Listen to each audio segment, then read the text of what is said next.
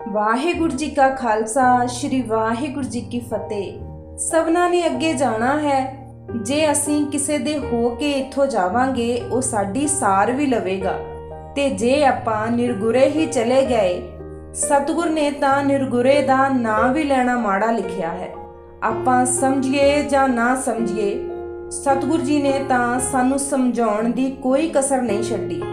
ਸਤਿਗੁਰ ਜੀ ਇਸ ਤੋਂ ਵੱਧ ਸਾਨੂੰ ਹੋਰ ਕੀ ਕਹਿ ਸਕਦੇ ਹਨ ਕਿ ਜੇ ਆਪਾਂ ਗੁਰੂ ਦੇ ਹੋ ਜਾਈਏ ਤੇ ਗੁਰੂ ਨੂੰ ਆਪਣਾ ਬਣਾ ਲਈਏ, ਫਿਰ ਤਾਂ ਜਦੋਂ ਤੁਸੀਂ ਇਸ ਰਸਤੇ ਦੇ ਧਾਰਨੀ ਬਣ ਗਏ, ਗੁਰੂ ਮਿਹਰ ਨਾਲ ਇਸ ਰਸਤੇ ਦਾ ਰੰਗ ਹੀ ਵੱਖਰਾ ਹੈ। ਗੁਰੂ ਦੀ ਸ਼ਰਨ ਆਇਆ ਤਾਂ ਪਾਪਾਂ ਨਾਲ ਸੜ ਬਲ ਕੇ ਮਨੂਰ ਹੋਇਆ ਮਨ ਵੀ ਸੋਨਾ ਬਣ ਜਾਂਦਾ ਹੈ।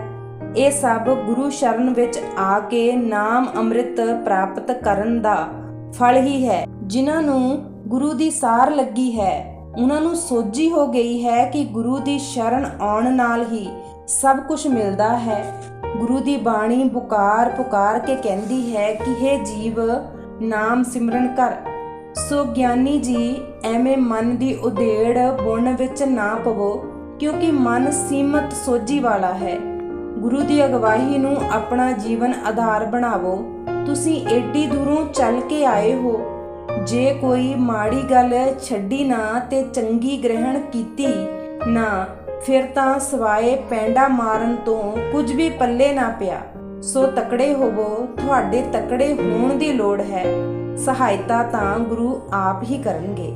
ਬਾਬਾ ਜੀ ਨੇ ਪ੍ਰੇਮ ਭਰੇ ਕਮਾਈ ਵਾਲੇ ਬਚਨ ਸੁਣ ਕੇ ਗਿਆਨੀ ਜੀ ਨੇ ਹਾਂ ਕਰ ਦਿੱਤੀ। ਰਾਤ ਰਹੇ ਤੇ ਸ਼ਾਮ ਸਵੇਰ ਦੇ ਨਿਤਨੇਮ ਵਿੱਚ ਹਾਜ਼ਰੀ ਭਰੀ ਤੇ ਸੰਗਤ ਦਾ ਹੋਰ ਲਾਹਾ ਲੈ ਕੇ ਮੁੜ ਸਵਖਤੇ ਹੀ ਆਪਣੇ ਵਤਨ ਨੂੰ ਪਰਤ ਗਏ। ਘਰ ਜਾ ਕੇ ਬਾਬਾ ਜੀ ਦਾ ਦੱਸਿਆ ਨਿਯਮ ਸ਼ੁਰੂ ਕਰ ਦਿੱਤਾ।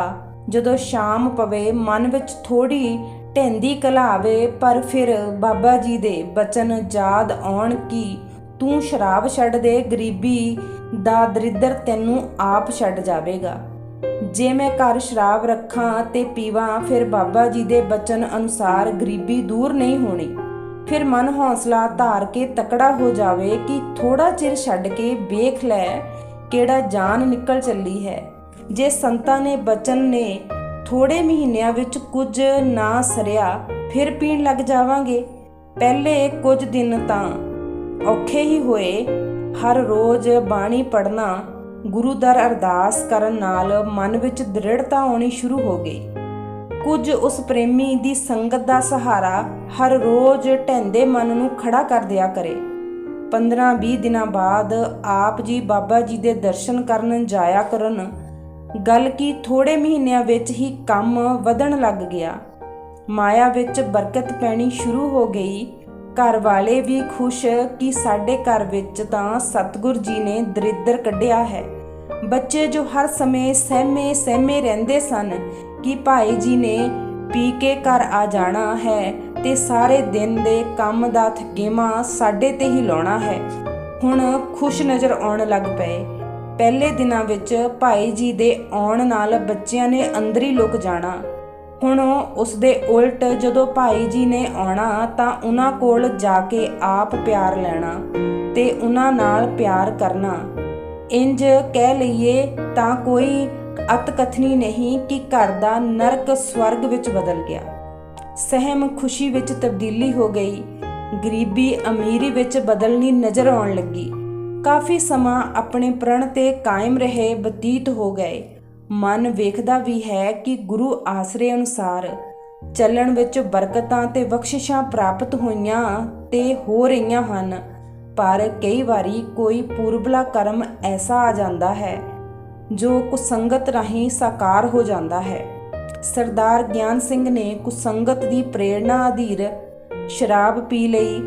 ਜਰਾ ਕੋ ਸ਼ਰਾਬ ਦਾ ਨਸ਼ਾ ਘਟਿਆ ਤਾਂ ਪਹਿਲੇ ਦਿਨ ਜਦੋਂ ਆਪ ਬਾਬਾ ਜੀ ਪਾਸ ਗਏ ਸਨ, ਸੰਗਤ ਵਿੱਚ ਚੱਲ ਰਹੀ ਬਾਬਾ ਜੀ ਦੀ ਵਿਚਾਰ ਯਾਦ ਆਈ ਕਿ ਕੁਸੰਗਤ ਐਸੀ ਭੈੜੀ ਚੀਜ਼ ਹੈ ਕਿ ਕਿਸੇ ਪ੍ਰਾਣੀ ਨੇ ਇੱਕ ਪੈਰ ਸਵਰਗ ਵਿੱਚ ਰੱਖਿਆ ਹੋਵੇ ਤੇ ਕੇਵਲ ਪਿਛਲਾ ਝੁਕ ਕੇ ਸਵਰਗ ਦਾ ਦਰਵਾਜ਼ਾ ਲੰਘਣਾ ਹੋਵੇ।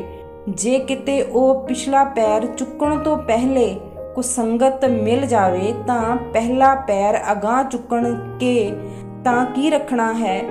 ਪਹਿਲਾ ਸਵਰਗ ਦੀ ਦਹਲੀਜ਼ ਅੰਦਰ ਧਰਿਆ ਪੈਰ ਕੁਸੰਗਤ ਬਾਹਰ ਖਿੱਚ ਲਿਆਉਂਦੀ ਹੈ।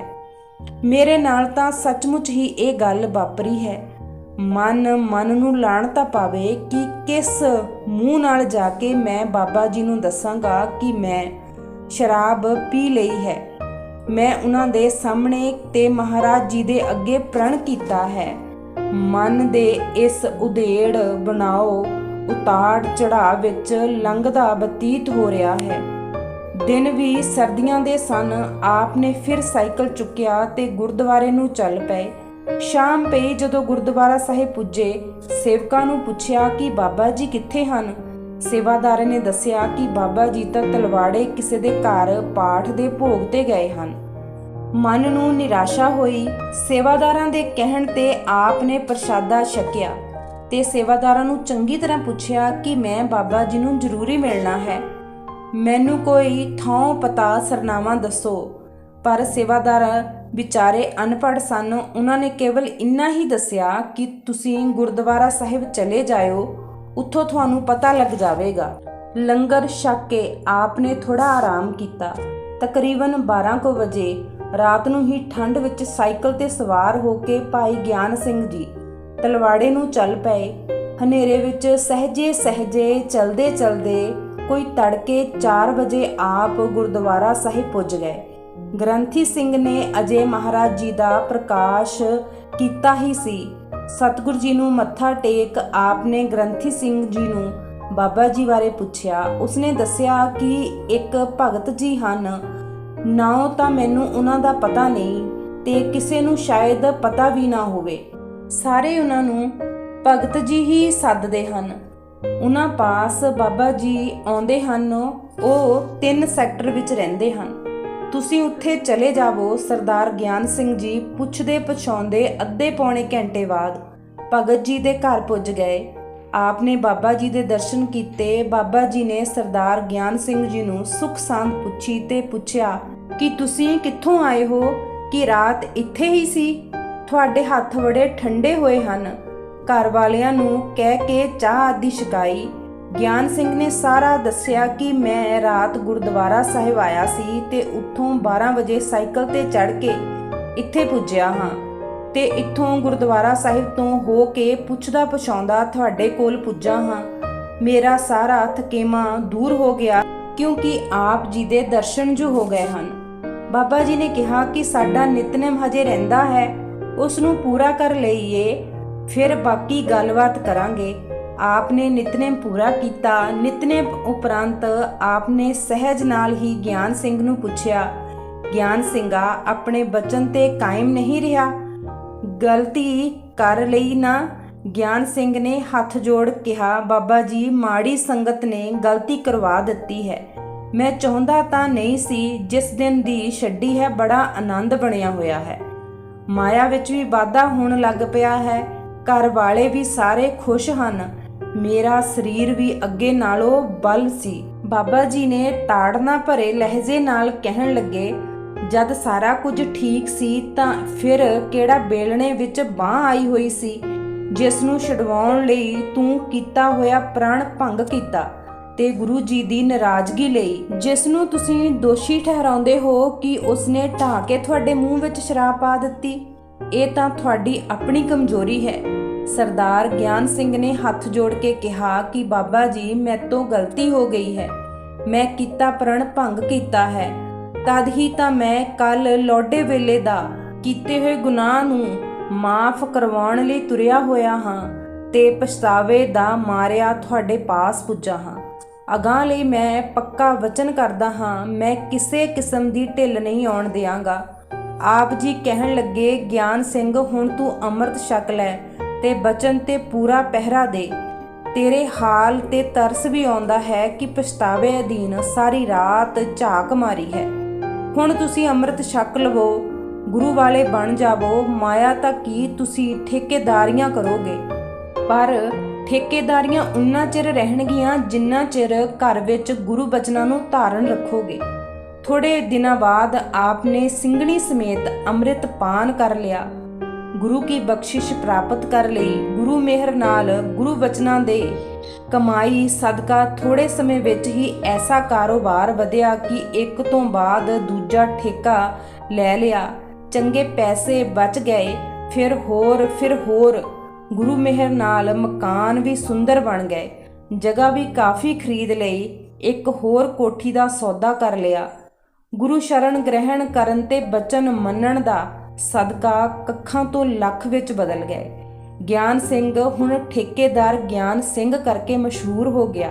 ਇਹ ਬਰਕਤਾਂ ਗੁਰੂ ਦਰੋਂ ਗੁਰੂ ਚਰਨਾਂ ਨਾਲ ਜੁੜਨ ਅਤੇ ਭੈੜੀਆਂ ਆਦਤਾਂ ਨੂੰ ਤਿਆਗਣ ਸਦਕਾ ਹੀ ਪ੍ਰਾਪਤ ਹੁੰਦੀਆਂ ਹਨ। ਸਾਰਾ ਪਰਿਵਾਰ ਗੁਰੂ ਚਰਨਾਂ ਨਾਲ ਜਿਉਂ ਜੁੜਦਾ ਗਿਆ, ਵਾਧਾ ਹੀ ਵਾਧਾ ਹੋ ਗਿਆ ਤੇ ਹੋ ਰਿਹਾ ਹੈ, ਜਿਸ ਨੂੰ ਤਿੱਬੜੀ ਰੋਡ ਤੇ ਹੁਣ ਵੀ ਵੇਖਿਆ ਜਾ ਸਕਦਾ ਹੈ।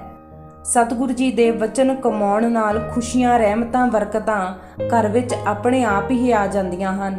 ਬੁਰੀਆਂ ਆਦਤਾਂ ਦੂਰ ਹੋ ਜਾਂਦੀਆਂ ਹਨ। ਗੁਰੂਦਰ ਹਰ ਵੇਲੇ ਹਰ ਟਾਈਮ ਸਵੇਰ ਸ਼ਾਮ ਅਰਦਾਸ ਕਰਨ ਨਾਲ ਸਾਰੀਆਂ ਨਹਿਮਤਾਂ ਦੂਰ ਹੁੰਦੀਆਂ ਹਨ, ਬਰਕਤਾਂ ਆਉਂਦੀਆਂ ਹਨ। ਵਾਹਿਗੁਰੂ ਜੀ ਕਾ ਖਾਲਸਾ, ਵਾਹਿਗੁਰੂ ਜੀ ਕੀ ਫਤਿਹ।